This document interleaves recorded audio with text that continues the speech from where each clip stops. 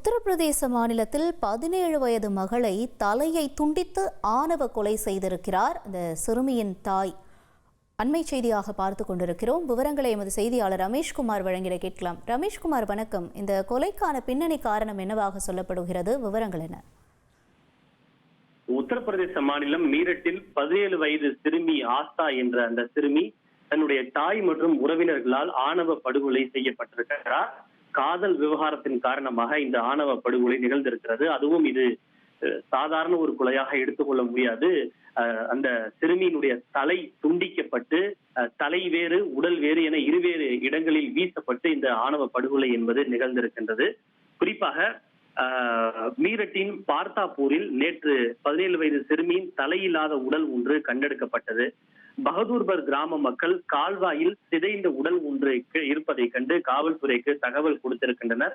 சம்பவ இடத்திற்கு விரைந்து சென்ற அதிகாரிகள் அந்த சடல தலையில்லாத உடலையும் ஒரு 20 ரூபாய் நோட்டையும் விகாஸ் மற்றும் என்று பெயர் எழுதப்பட்ட ஒரு சீட்டு மற்றும் தொலைபேசி எண்ணை கண்டெடுத்தனர். அந்த எண்ணுக்கு காவல்துறையினர் தொலைபேசியில் அழைத்து விசாரித்த போது தன்னுடைய பெயர் விகாஸ் என்றும் உயிரிழந்தது தன்னுடைய காதலி ஆஸ்தா என அந்த இளைஞர் தெரிவித்திருக்கிறார். இதனைத் தொடர்ந்து அந்த ஆஸ்தாவினுடைய குடும்பத்திற்கு காவல்துறையினர் தகவல் கொடுத்திருக்கின்றனர். இந்த நிலையில் அந்த விகாஸ் தனக்கும் ஆஸ்தாவுக்கும் நீண்ட காலமாக நெருங்கிய தொடர்பு இருந்ததாகவும் இதற்கு ஆஸ்தாவினுடைய குடும்பத்தினர் எதிர்ப்பு தெரிவித்து வந்ததாகவும் ஒரு வாக்குமூலம் ஒன்றை கொடுத்திருக்கிறார்.